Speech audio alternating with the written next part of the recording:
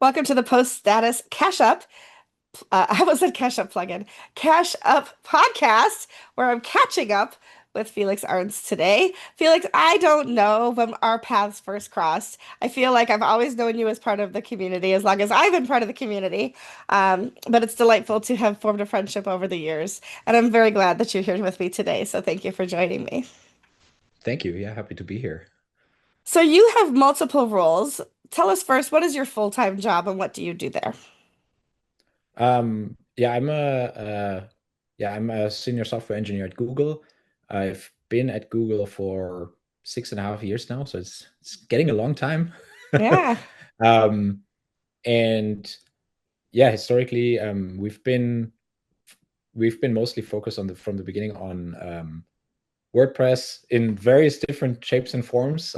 When I started, I think for maybe a good 3 years or so, I was the lead engineer of the Sitekit plugin from Google for WordPress. Mhm. So that was my first primary project. But we were always also spending some time through work time to contribute to WordPress core. That really expanded I think it was late 2021 that we started um, dedicating our team efforts to performance. So we co-founded the WordPress performance team together with a few contributors from other companies. And yeah, so I've been working on that for uh, well over 3 years now. And then most recently, though, we're shifting more towards working on AI. And so I've personally been more involved in working with AI in WordPress and now with the new WordPress AI team, which I'm sure almost everybody has heard of Yes. now. So that's kind of what I've been focusing on as part of my job for the last 6.5 years. I love it. And I love that Google is not, I mean, obviously, if we're powering, WordPress is powering 43% of the known internet, right, that we know of. Google definitely is paying attention to what we're doing. Not only that, but sponsoring many of the flagship WordCamps and having a presence there to help people understand how to use Google right and how that we can be leaning into all the things. I will say, if you go to the Google booth at any one of these WordCamps, they will not hand you a list of how the algorithm works. So don't get your hopes up. That is still secret, and we're not going to drop that in today's episode either. But if you do your research, you will understand how SEO really works well for you. And we're not here to talk about SEO. Mostly, That's I'm also interested. Go ahead. that's also a lot of the questions I get, especially when I started at Google. People would ask me like, I don't know, how can I get to number one or page one? And I'm like, like if I knew, I probably weren't allowed to say it, but I don't even know. Like I have zero idea. Like that's not my responsibility at Google. But that's what our customers ask us if we're freelancing or our agencies. You build the website, you send them the link, and they're like, "How come I'm not on first page of Google when I search it?" Because it's only 3 hours old. Your Right, website has right. not existed for a very long time. And so these things take time. Probably your distant cousins don't know when you've had your baby either for a few days. So like let's make sure that we give things time to grow. But yeah, no, that's true. I think that people often want to like, what's the secret sauce? Felix, tell me what's the secret? There's it's just like any recipe online. It's proprietary. We're not going to tell you how those things work for sure. But Right. But it doesn't, and of course the company is so big, right? Like right. that's the other thing. Like in a company that I don't know when it changes, but like maybe in a company with 500 employees, you can still find somebody somewhere. But if you're in a company with 100,000, more than 100,000 employees, I feel like it starts getting like, I don't even know who I would ask. And I also don't know, sometimes I don't even know where to search like internally, or it's so many people. And maybe that's a good thing because then you can honestly say to people, even I don't know, and you're not telling Right. them an untruth. But for Right. somebody who's contributed, I've been part of the community for since 2011. I have not been a contributor since 2011, of course. That was when I built my first website and started learning what WordPress was. I didn't even know there was a community back then. I just knew it was software that existed. But as somebody who's been contributing for 10 years, you've recently put out an article on your website about your 10 years, 10 lessons from 10 years of contributing to WordPress core. And I think that's wonderful. And I think, like, I'm looking at the cover photo, which, by the way, worked really well with your new plugin, that transitions plugin you have. So we can talk about that a little bit at the end too, if you'd like people to know about that. I was like, we Sure. demoed that this morning on This Week in WordPress, and I was like, that is a really slick plugin. But the cover photo, the hero image there is WordCamp Europe 2015 in Sevilla, Spain. So that was exciting. So tell us a little bit, like the overview. Let's look. We'll go into the lessons in a minute. But what's your overview of 10 years in WordPress? If you had to sum up in just a sentence or a few words, what that has been like, what would you say? Uh, I don't know. In I not guess your native language. the first word that comes to mind is transformative in so many Yeah, ways. I can see Um, that. yeah, I mean this. So when I went to WordCamp Europe 2015, that was my very first WordCamp I ever went to. Oh Um, wow.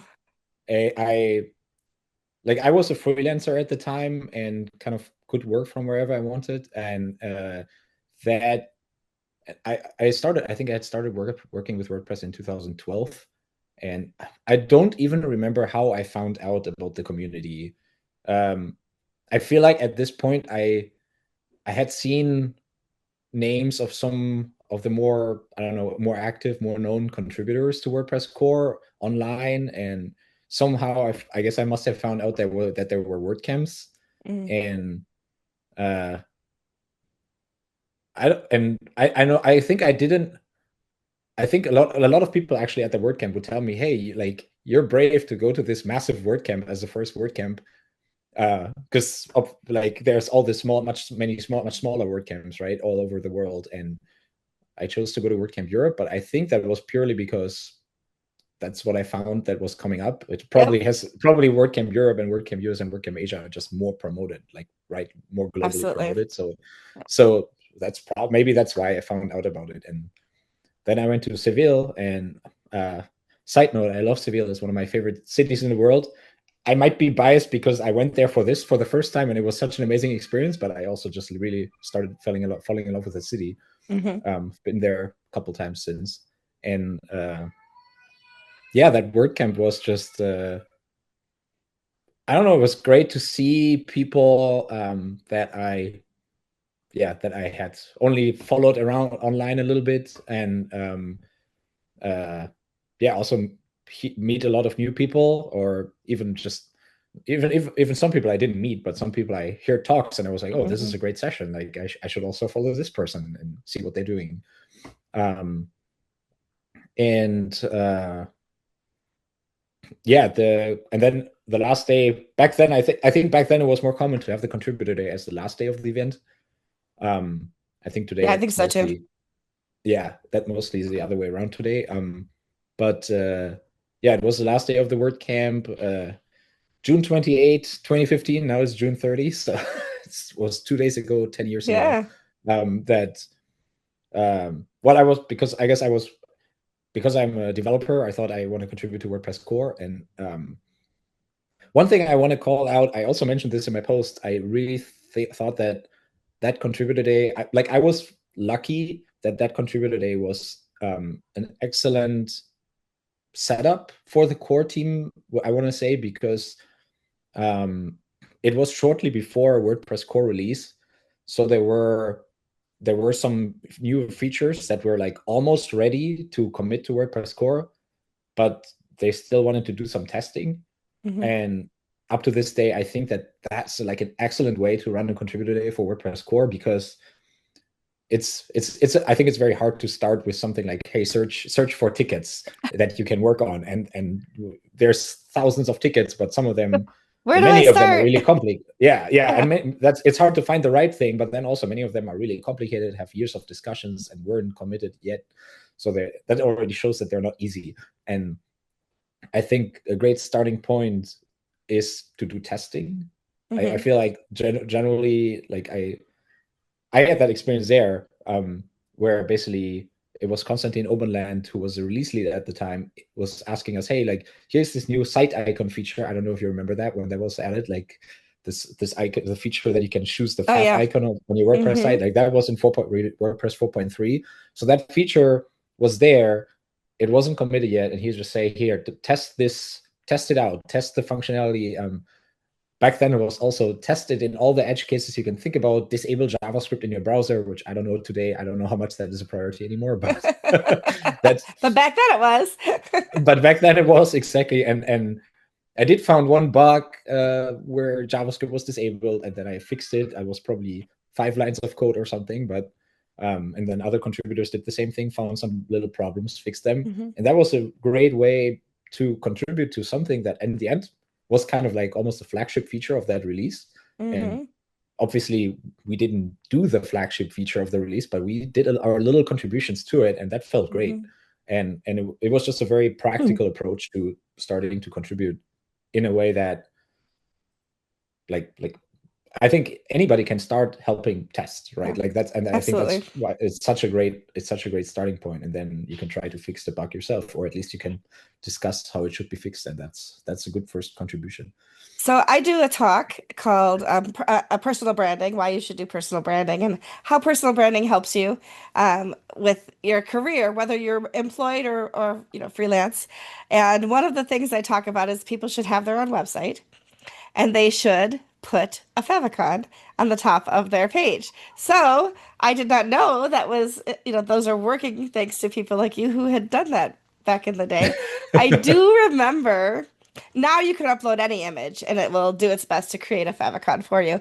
Back in the day, you had to do 16 pixels by 16 pixels, and there was websites where you could go and upload your photo and you could change pixel by pixel until it looked like something that you'd want to have represented at the top of your website. Luckily, we don't have to do that anymore, but I remember spending an hour on a client's logo to try to make it look like its logo in 16 pixels. So Oh, that's painful. it was, and I was like, maybe we just don't do it. No, we had to do it. But that was, yeah, that's pretty cool. As a non-developer, because I am not a coder.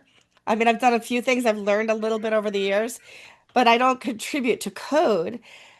I'm somebody who early on thought, why would I go to a contributor day if I can't code? And when you finally go to one, you realize coding is only a small part of how you can contribute at a contributor day. And so I've been part Totally. of marketing, and I've been part of photos, and I've been part of different tables over the years. I only really speak one language, so I've never joined polyglots, but somebody who is multilingual, a polyglots table is also somebody somewhere they can help at a contributor day. But yeah, I think it's interesting that once you learn that, we say code is poetry, we talk about the code, we talk about the software. The community is so much bigger than the software because it takes so many more people to make things work than just the code itself, which of course has to be good. So it really is, all these contributor days really are a part of helping the entire community help the open source project grow. So thank you for all your years.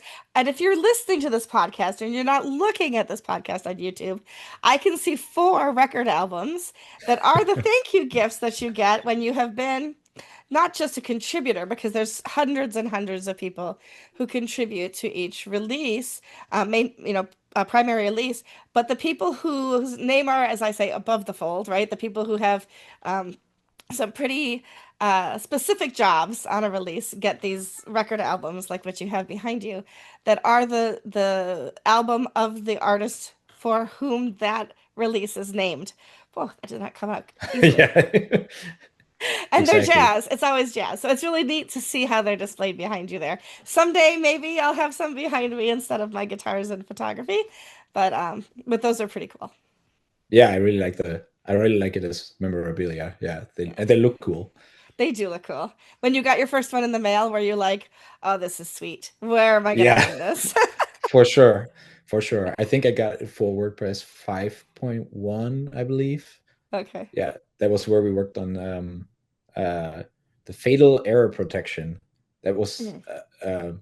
so basically there we added this feature there that when your website would throw a 500 error and nothing works anymore, that Yeah. you get WordPress sends out an email to the administrator, and you can kind of recover. There's like a recovery mode Yeah. to fix that. I think that was primarily what my bigger involvement in that release was. That's when we stopped fearing the white screen of death quite so much, correct? I don't know if stop fearing is I still fear it, but Quite so maybe much, quite so fear much. it, yeah, fear it less, yeah. I don't see it as often anymore, so I think we're creating a more and more stable product with each Yeah, release for sure. for sure. But sometimes it's those plugins. You gotta watch those plugins, man, because it's not always the software. Sometimes it's the plugins that will just throw everything out of whack, and then you've got to figure out how to fix that. But there are people in the community that you could absolutely hire to fix those things for you, and that's an entire industry of its own. But let's talk about the lessons that you've put on your blog post, and I will include all the links that we're going to talk about today. I'll include in the in the show notes here as well. So if you're listening, all you have to do is go back to the poststatus.com, find this episode in our news feed, and all of those links will be there for sure. But it is Felix-Arntz.me, and you can find Felix's blog there. So the first lesson that you put here, for the 10 lessons in 10 years is communicate and communicate well. So I'm going to let you tell us a little bit about what you mean of each of Yeah. these things, and then people can go back and read more. Um, yeah, I think it's that I think communication, even as a coder, uh, it's it's not just about writing code. Especially, I feel like when you work, maybe when you work for yourself or when you work by yourself, that's kind of like you just need to write the code, right? Like you need to come up with it and write it. But as soon as you start working with a team, let alone if you work with a global community of contributors, you need to communicate, and you need to. I think it's important that you are able to reason about code you write, but also even before you write code, propose a technical solution without necessarily having to write all the code and just giving Right. it, here's what we should do. And I think that's crucial. Probably not just in WordPress, but like any software project where you work with a team, I would say. Yeah. And so I think that's one of the I think that's one of the biggest lessons for me to that's important. And the more you do it, I think the more proactively you do it, the better. Mhm. Because sometimes if uh, both when you start, when you want to propose a new enhancement or a bug fix, um, it might be fine to write a pull request immediately. But even then, ideally, you should write something in the pull request description, like why did you do it this way, or if you're raising a ticket, why is this even a problem? Like, make sure to put enough steps to verify the issue, Mhm. um, and then later when other people review your code, I mean, basically like you should be able to explain to someone who asks potentially critical questions like why you did it this way and why Mhm. you didn't do it the other way. um, or you should be able to engage with that other contributor to discuss like, should we do it the other way, is this way better or that way? I am um, fortunate to live in a place and have been raised and lived my life in a place where English is my primary language. But for a great number of people in our global community, English is a secondary, tertiary, or beyond language, and but it is the language of communication within the WordPress community because there's just so many languages. Even somebody said to me, like if we had WordCamp Asia, why are we presenting in English? And I said, well, in India alone, do you know how many languages there are? Like, which would we choose, right? So I am very blessed that way. But when you say communicate well, especially you, as you said, in a global community, you really have to take into account that a lot of people are reading, um, or listening in a language that is not their first language, and they're translating in their head, if it doesn't come as naturally for them. And so I think that that comes into play a lot as well. So that communication isn't just be very clear what you want to say, but also take into account that not everybody is reading it and hearing it. They have to translate it as well for themselves. right, that perfectly leads to my second point is It actually does. assuming good intent. Yes. I set So that up for but you so well. Just go ahead and tee it yeah, off. perfect. Yeah, like my second point is assume good intent. And uh, yeah, when people you work, you have to always remember that you work with a global community, and other people like may not be as I don't know how you say as strong in the English language, Right. there's also other things like there may be different communication norms in different there are different communication norms in different parts of the world, and like something may come across as you as harsh, which maybe in another country is just the way to speak. Um, Hmm. and me as a German, I can make that joke that German. I think I think you know what I'm going to say. Like German people don't have the most welcoming reputation, even though There's they may there's still be. there's a joke in English that you may have heard that says, if you love somebody, tell them. If you want to terrify them, tell them in German. Oh yeah, yeah. It so is not a so flowery um, like. I mean, it may be flowery. It's not presented in a very flowery way like a Latin language would be. right, right. But yeah, so like people speak in different ways, and I think Hmm. and yeah, like I mean, for what it's worth, like I'm sure I've come across to someone as harsh, but I try not to, right? Like I try my best to yeah, to speak more how do you say, positively, and like I guess I'm trying to be aware that maybe my natural language is in a certain way, and I try to be more Well, welcoming than German not could only otherwise might be. But like but that people who sounds know that you maybe will that make their sounds own. wrong, but I what? understand. The people who know your intent, but if you don't know you, maybe you don't. But Exactly, I will also exactly. say there's a lot of neurodivergence in tech and in WordPress also. And so I find myself, I'll reach out to somebody and I will start with my thought of what I want to communicate with them. And I forget that other people start by saying, "Hi, how are you? How is your day going?" And instead I'm like, "Hey, do you want to be on my podcast? When are you available?" I'm like, "Oh, and I meant to say hello." Right, right. Because Yeah, it's totally. just straight to the point. But yeah, there's definitely social norms that we can we don't always have to include, but always assume the good intent with people for sure. And Right. like you said, we And don't always communicate in the same way. And so making sure that we understand that it's I would say 99.999% of it is not ill intent. There's exactly. always And an I think, outlier. yeah. Yep. And I think the other part I mentioned in the post is that um, people, like probably all of us, we don't have enough time, right? Like, wouldn't we all wish that the day was longer? So Absolutely. I think oftentimes communication is short, like how you say, short-winded. Is that a Mhm. thing? Like it's too short Winded. sometimes because short-winded, yet winded. Yeah. Yeah, that uh, and that's maybe just because the other contributor that replies to you has a million things on their mind, and that's not necessarily an excuse, but it happens. Like you could have provided more detail. You probably should have provided more detail, but sometimes you don't, and that's not out of ill intent. It's just a mistake, an honest mistake, right? Yes, Like yes. Or the rush to get information across without the niceties around it. right, Absolutely. right.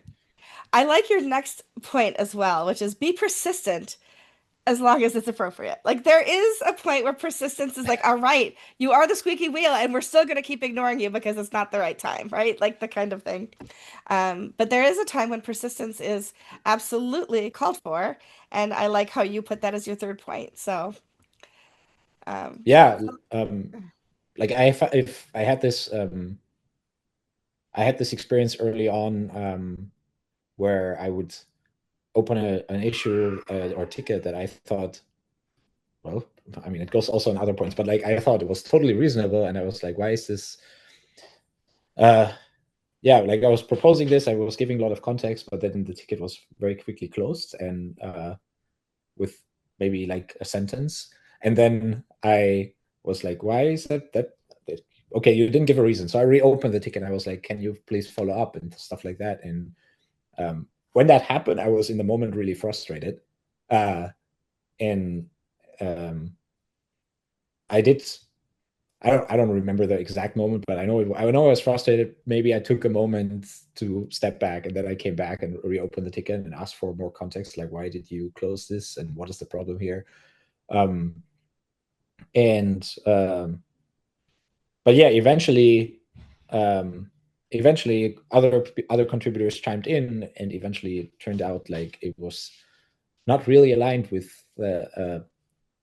something with what should go into WordPress core. And I think that's I think that was like it was just a very short example of being like, it's important that you are persistent if you feel like you're missing context, or if you feel, and even if you step back and you still feel you were being treated unfairly, whether probably not intentional, but then you should follow up and ask, like, can you provide more information, like why was my ticket closed, or why was my proposal rejected, or Right. And and yeah, but persistence doesn't have to mean rude. You could be persistent exactly. without being rude. And the way you've described it is, could you please explain to me why, as opposed to how come you didn't? Yeah. Okay, Right, there's right, different right, ways to approach. right. And that goes also again to like being respectful, communicate well. And so I mentioned this elsewhere in the post also, but I've been there several times. Like if something can feel frustrated, just step back and come back Yeah. later, and you will collect yourself and be able to reply in a not so how you say Yeah. uh Knee-jerk I don't reaction. exactly. I learned that as a parent, right? So my daughter is 33 now, but she would frustrate me when she was a child. It wasn't her fault. She didn't understand the way the world worked. It wasn't my fault that I'd had a bad day, but I could step back for a few minutes, re-gauge myself, and approach her with love and kindness and answer her questions in a way that we were both satisfied at the end. It's not always easy to learn though, because Right. our emotions are always with us. So, yeah, for Yep, sure. yep. Number four says pay attention to detail.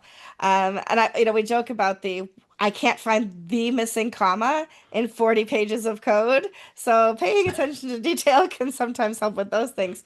But tell us a little bit more about why that's important. Yeah, I think this point is probably one of the ones that are most focused about actual code. Hmm. Um, uh, which I want to call out, like you mentioned earlier, like when you go to contributor day, you don't need to be a coder. There's so many other things you can contribute to.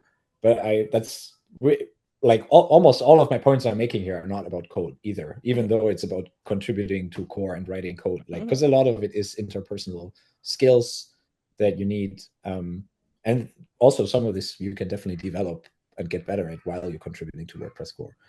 Yeah. Yeah, but paying attention to detail um, is mostly about um, being proactive in how much attention you pay to writing the code that you write, that you do it comprehensively, like make sure to document it well, for example, make sure to add unit tests, or if you're new to contributing to WordPress core and you don't know how to write a unit test in the WordPress core test suite, you could also acknowledge that again, like when you open the pull request, say I haven't added a test yet, would love to get some pointers on how to do that kind of Right. messaging. That way you acknowledge that this is missing and you ask for help, right? And Like that's I think that's the perfect day to learn is there too, because everybody sitting at the table has various levels of ability and knowledge of how it all works. So it's a perfect opportunity to say, teach me how to do this. right. And at the end of the day, I mentioned here, get it done. The mindset should be to get it done right, not get it done quickly. Right. And I think that's important. Like I still notice myself, like every time that I work on a core ticket, I end up working on it for so much more time than I thought I would. And I think that's partially that's partially I think that's partially just how we are as developers, often Mm. underestimating the work that it takes. But also, but especially with WordPress, there's so much so many things to cover, like testing all the edge cases and stuff like that. It takes much longer than when you initially think, oh, I think I have a solution. I can put this down in like 1 hour, and later you're like 4 hours on it, and with all the additional testing, writing unit Hmm. tests and documentation, and then even writing the pull request description to explain what you're doing. Um, Hmm. so I think it's important to take that time, because Hmm. that way it prioritize I don't know, prioritize quality over quantity, right? Because you can also I also sometimes see that um, people try to implement like many pull requests, and that can sometimes not be. I mean, sometimes there's really easy things that you can work on, but many times they're not that simple. Hmm. And I think then I would recommend people to take more time to work on one thing than try to get as many things as possible done. Yeah, and the attention to detail part actually extends beyond code as well. I was at a WordCamp this weekend here in the US, and I was asked to come and this one of the organizers was talking to one of the vendors and giving him a hard time jovially, and he said, "Michelle, look at this poster, the pull up behind him. What do you see that's wrong with it?" And I started reading, like trying to find things, and all of a sudden I was like, lowercase p in WordPress on a poster? Like, did the world stop revolving? No. Does it make his product worse? No. But do ins like really, people who've been around a long time notice that right away? Of course we do. So, like in marketing, those things matter as well because people say it doesn't matter if you apply for a job if somebody's applying for a job with you and they don't capitalize the P. And a lot of developers will say yes because the attention to detail is so important. And a lot of marketers will say yes because you have to have attention to detail, it's so important. And HR says, I don't see why that's important, right? So it depends on the audience for sure and the use Right, case. right. But Yeah, I mean, I totally like. I think you can maybe reason about how that it's a bit silly that we're that we're like this and want the P to always be capitalized, but at the same time, I guess that's kind of how things are. So then I agree with you. Like I think that's yeah. kind of the paying attention, another aspect of paying attention to detail. Yeah, it's all in the context for sure. Thinking at scale is your next one, and I think that's really important because I can come up with a recipe for me and my family, but to think of the same recipe to feed an entire church or an entire word camp, just to put it in colloquial terms like that, it's very different to think at scale that way. So why is that important from a developer standpoint? Yeah, when you um, usually when you work on a WordPress project, I don't know whether you're a plugin developer or you're working with clients. You like your plugins. I mean, unless you're maintaining an extremely popular plugin, you're usually talking about uh, thousands of users, maybe 10,000s of users. That's already a large number. And on the client side spectrum, though, when you're an agency or working with a client, you work on a single site. Like it might be a big site, so it may still have the scale aspect in that sense.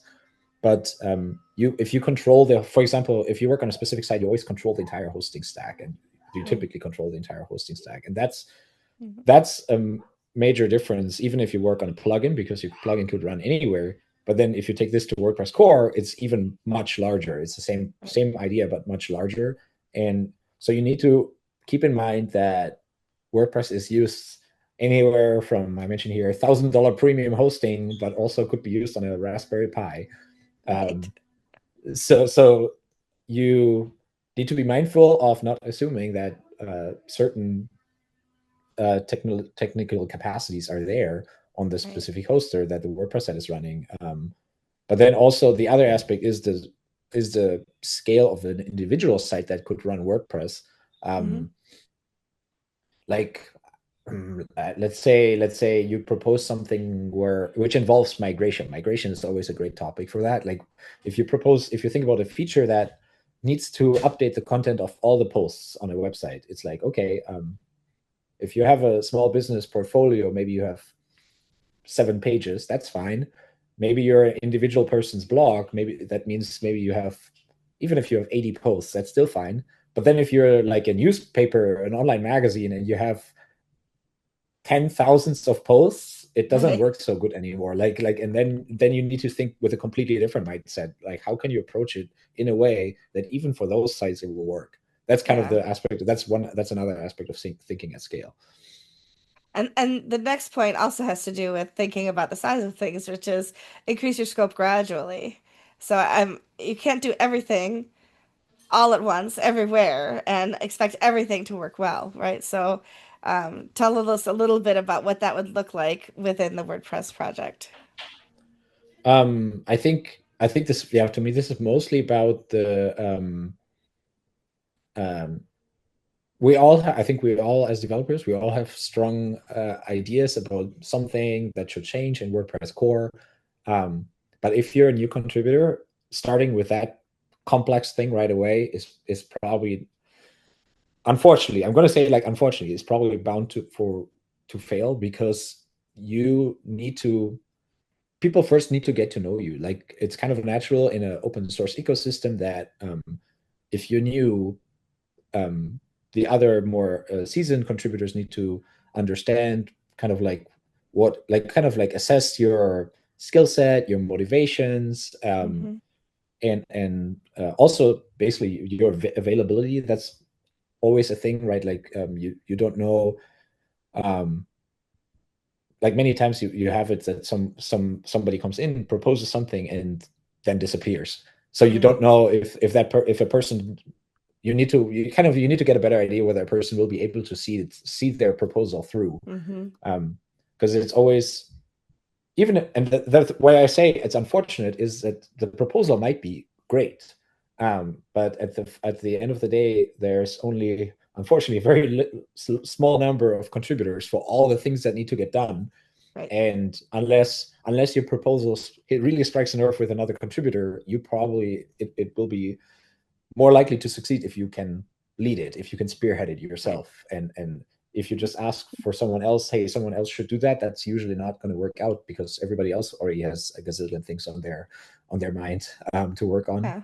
And that's I think that's where it's great, but much better to start with helping or working on little bug fixes, Hmm. kind of seeing what other teams are working on and try to help out there. And later, as you get more experience, and you become a more experienced contributor yourself, I think Right. you can still push forward those larger initiatives. Hmm. Every major release has so many things that every team wants to include in it, and it has to be triaged down. You cannot include everything in a major release. And sometimes even the things that you think you could include have to get dropped and pushed forward to the next one because of time limitations and human resources and things like that. So it makes perfect sense. Scope is always something that's should be approached very carefully. I think there's also another important lesson there, is that really the resource and constraint is oftentimes why something doesn't move forward. And Mm, I think this is also something that I had to learn at first, like that sometimes if something doesn't move forward, it's not necessarily a rejection of your idea. hmm. Especially because, I mean, there are thousands of tickets on core track that are open, but Yeah, probably hundreds of them haven't moved in the last 4 years or something. So, like, and so the fact that they're still open shows that they're not rejected, but right. there's so much to do, and people haven't Hmm. gotten to it yet. And Yeah, many of those tickets are the kind of, like, I mean, some of them are very complicated and need a lot of discussion, but others are really just like, if you want to work on it, go ahead. That would be great. Like, right. we can move this forward, but we just need someone Otherwise, to own we're it. not saying no, we're saying not now. Exactly. So your next point is find your niche. And I mean, I know that it took me a while to figure out what my niche was. How do you advise people to figure out what that is? Yeah, I mean, I can share my own story with there a little bit. Yeah.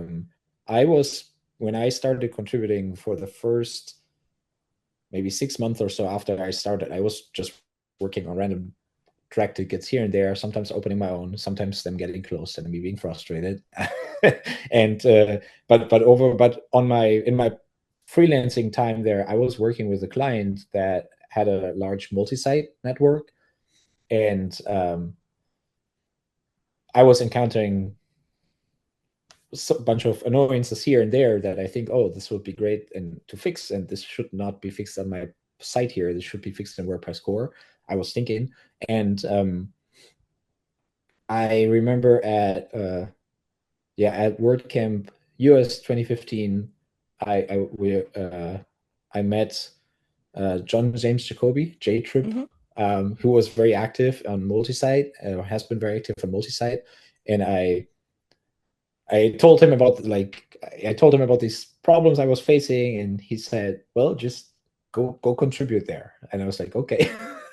At that point, I was, I don't know. At that point, I felt, well, I definitely felt like an imposter. I had definitely felt some imposter syndrome, and I was like, Hmm. I don't know if I can go into this area and really like make a mark. But like maybe a month later, I joined one of the Slack chats of the multi-site component, and which is which is very much a niche. Like if you know multi-site, it's not used by tons of people. Right. It's when you talk about scale. But then again, the sites that do use it, they're often big. So scale is actually still a very important aspect in that sense. Hmm. And yeah, when I started, so I started contributing there, and my biggest that's what really I was focusing mostly on for the next almost a year or so. And it was based on my real like personal needs or work needs in my freelancing work. um to like I was building a lot of experience through working with multi-site on my in my during my work, that then I could bring over to contributing and have basically practical experience to say that this is a problem. Like, and I think that's kind of that I think that's one way I would recommend you to approach something.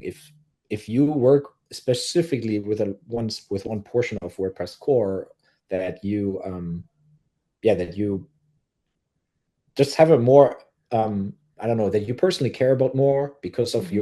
you working with it, or you have a stake in it for some reason like that. I think that's a great place to start contributing to, because that way you're not just contributing to something random. You're not just contributing to contribute. You're contributing Right. to address real pain points for yourself Oh, and for for sure. your client. Yeah. Your last 3 points actually work very well to with what you're just talking about now, but also um, with each other. So the next one is to be helpful. And I Right. think it should be obvious, but maybe it isn't always obvious. Yeah, I think when going back to my point earlier, I think many of us have certain ideas that core is doing things wrong in certain places, but it's not important, like you shouldn't only push forward your own ideas. You should, especially also, I think also that especially in the beginning, it goes to show that you are interested in the project's long-term health. Hmm. And if you look beyond what you care about yourself, Right. It's not just your and own agenda. exactly, you shouldn't just push forward your own agenda. You should help other people move forward theirs, and support the project also, maybe in ways that um, I'm going to say, for many coders, for example, for many of us coders, we don't love writing blog posts or summary posts or something like this. But that's something that is important for the Hmm. project, and it's important for other contributors to know what's up, what's going on, and Hmm. this is a great way that you can help. Um, Absolutely. it's also a great way that you can help, because we all should do it more, and many people don't like to do it. So if you can take that burden away from someone, it's a great way to show that Hmm. you care. I think it's really like, it's a great way Yeah. to show that you care. And it's also a great way to take a little bit more of a leadership role, even if you're still new to the project. It helps you a lot understand how things work behind the scenes, Yeah. and that way you can then still build expertise to, yeah, again, push forward your own agendas at some point. Yeah, um I think when you mentioned like the smaller bug solutions and things actually lends itself to this as well. You're helpful when you're, killing the smaller bugs that we're fighting it, and not only that, but you're learning and you're becoming more part of the team as you do that. So it makes a lot of sense. right. Yeah, and then also reviewing other people's tickets and pull requests. And I think Yeah. that's, I want to say there, it also may happen that you feel imposter syndrome, like why can I review this person's ticket? Like, I'm just a new contributor myself. But I would say, like everybody, all we all are developers with different strength, with different expertise in different areas. And I think it doesn't matter if you're new or experienced. You have your own Right. expertise, and it might be different and in other way in complementary to someone else's. So I think it's always great to review another person's pull request for or ticket, even if you're Mm, new yourself. absolutely. You say adapt well, and the one thing that you put a common descriptor for the ideal mindset of a WordPress core contributor is strong opinions, loosely held. Could you explain that a little bit? Yeah, I think it means that well, if maybe it goes a little bit back to this point of being persistent, but not but as only as long as appropriate, in a way that if you believe that the idea or the approach that you have in mind is right, and someone else disagree with you, feel free to you should I think you should continue arguing for it. But you should also obviously engage with the other person and see if the arguments they make, if you if they how valid you think they are. Should you counter argue them, or do they actually raise a point that you haven't considered yet? Mhm. And um, but basically, the strong opinion is a bit going towards being persistent. Don't just give up if someone else disagrees. But at the same time, loosely held means sometimes you have to you sometimes in a discussion there will something will come up that you actually haven't considered, and then you should be able to change your mind Hmm. um about maybe your approach needing to be adjusted in a certain way that this other person is Hmm. suggesting. And that's kind of the loosely held point. And um yeah, and like I said, it goes back a little bit to also knowing when you should maybe stop pushing for your own point when you see that so many people, if especially if a couple people disagree, you should really question, like, am I missing something here? Yeah. And then you should be able to yeah, you should be able to change your mind and adapt to work together with the other contributors and find a solution Hmm. together. Your 10th point is my favorite because it's actually like my biggest wheelhouse is building personal relationships. And I know it's not always easy for everybody because, as I said, we have lot of introverted and neurodivergent people in our community. But I think that WordPress, when somebody allows themselves to step outside of that comfort zone a little bit, you'll find that it's such a welcoming community, and it is easier to build some of those personal relationships. Um, and I like that this is perhaps one of the longest sections that you have in here is to really talk about why that's important. Yeah, I'm just thinking back to my first WordCamp, that WordCamp in Seville. I met the first two WordPress people. Like I'm an introverted person, and I met the first two WordPress people on the plane, and I just seeing that they had a WordPress backpack or something. So I was like, okay, these people must be going to that WordCamp. Um, and yeah, the community truly is so welcoming, and I think Hmm. I'm sometimes thinking like it could have gone completely differently if I just don't I don't know, if I try to engage with people and nobody's like letting me in and things like that. Like I would have Yeah. never gone to where I am today, and I wouldn't have gone again and wouldn't have contributed and things like that. So I really want to emphasize the WordPress community is extremely welcoming. And yeah, even if you're introverted, or even if these things can be overwhelming, there still are to me to Hmm. this day. Like after WordCamp, I always need to lock myself in for a little while. Go um, sleep, do all the things. yeah, right. It's also such an amazing opportunity to meet people. Sometimes meet people that you have worked with online for a while, Yeah. to meet them in person, and I don't know, share a meal or whatever you want to do together. And um, it also really like I feel like whenever you meet someone in person, you have a different relationship with them afterwards. Even if you Hmm. meet for like 30 minutes, Hmm. I think it already changes the dynamic. And I don't know why that is, how that exactly works in the human brain, but like even afterwards, when you then chat to them online, you see that person in front of you, maybe, rather than just this avatar, like that you don't Right. have much of an association with that yet. And I think that makes I think that also makes a little difference in this what we've started with, the whole communication aspect. I think it also Hmm. I don't know, I think it's sometimes I feel like it starts being easier to understand that a person wasn't didn't have ill intent, for example, if you Right. met them before. Like it's just Right. like, okay, I know this is a nice person, so why would they do this to me, right? Like, Yeah. and I will I tell think you, yeah. in Basel this year, the being in the city itself was perfectly accessible. I had no problems with my wheelchair and everything.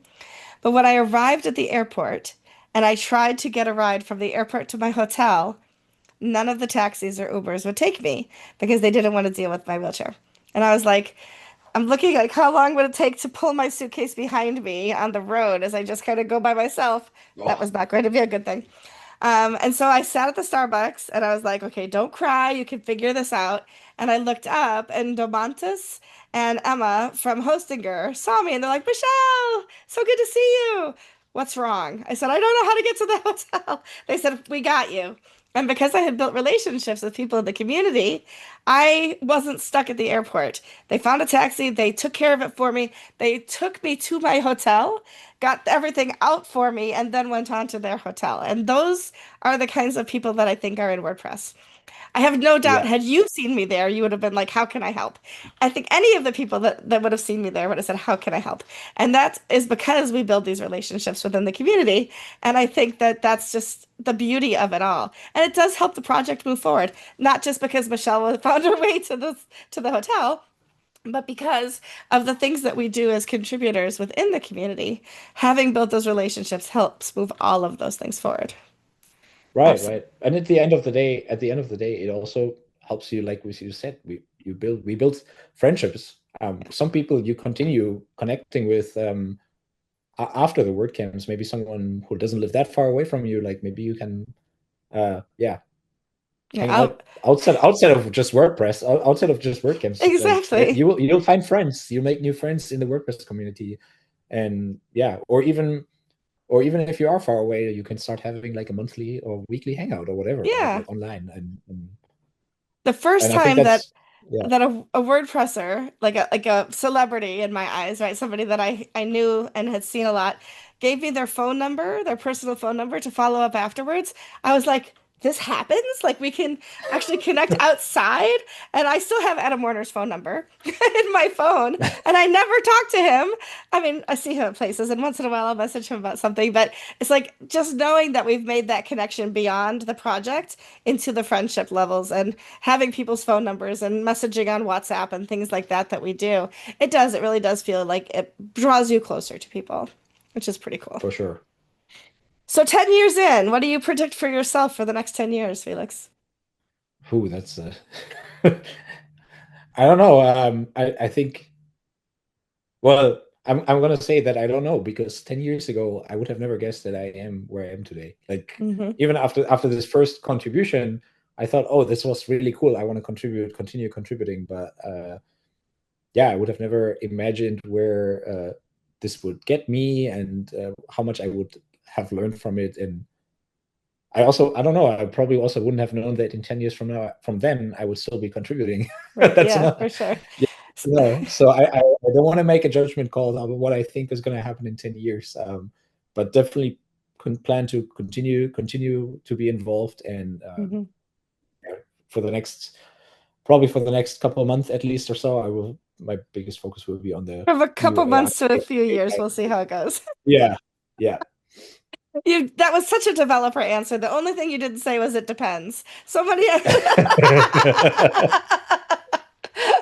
That's wonderful. Right. Um, we are running out of time, but I do want you to tell us about your new plugin really quickly so that people can understand what it does. I will include a link to it in the show notes as well. It's just really slick and it makes things pretty. Thank you. Yeah. So earlier this month, we released a Vue transitions plugin as part of the work from the WordPress performance team. Vue transitions is basically it's a browser API, so it's something that's not just a WordPress thing. It's something that browsers several of the major browsers support it.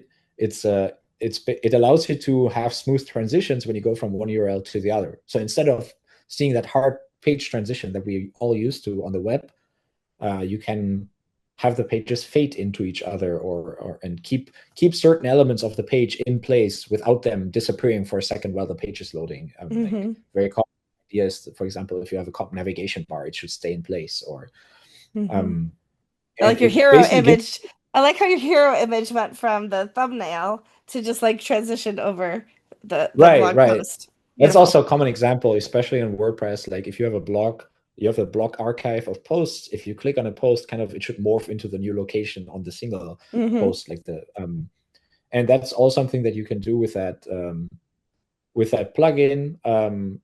It basically it brings some sensible defaults to your WordPress site that you then can uh, customize further, and but it's built on top of this web API, so it's very lightweight, not a lot of Yeah. JavaScript and CSS involved, and it basically allows you to build this kind of slick interface for which in the past you would have needed to build a single page application, which is extremely Hmm. complex and easily can lead to tons of technical problems. And WordPress is not meant to be used that way, really. So now you can do all of that with in a much simpler way, and this plugin makes Hmm. it particularly easy for to use in WordPress. It made me think of using PowerPoint or Google Slides when you can transition from slide to slide in a much nicer way than just Right, boom, boom, boom. Yeah. So right, and you can nice. also you can definitely have a lot of fun with that plugin, because there are certain ways that you probably shouldn't be using this in, but you can still try and have fun, like do some kind of spinning web page transition or something, some nonsense like this. Make people really Um, dizzy. yeah, um, Yeah. yeah. So that's definitely not something that you should do, but I still sometimes have fun with it. And I don't know, I started asking AI to generate new CSS animations for this, and not to put Oh it in the man. plugin. It's just hilarious. Just this, I bet it is. I bet it is. Well, we'll definitely include that in the show notes. If you're interested in seeing the transitions plugin, you'll be able to find that on the show notes as well. Felix, thank you so much for being here today. Is there anything I didn't ask you that you'd like to remind us about or tell us about? No, yeah, it was I'm great to so chat with you. thorough, right? I'm just so thorough. Yeah, It's awesome. Well, I, for one, am very glad that you and I have built a relationship over the years to have friendship within WordPress. for So sure. thank you. Personally, thank you for Post Status as well for coming here today to share a retrospective of the things you've learned over the last 10 years and one of the things that's brand new. So I appreciate everything that you do. Thank you. Thank you. We'll see everybody on the next episode of Cash Up.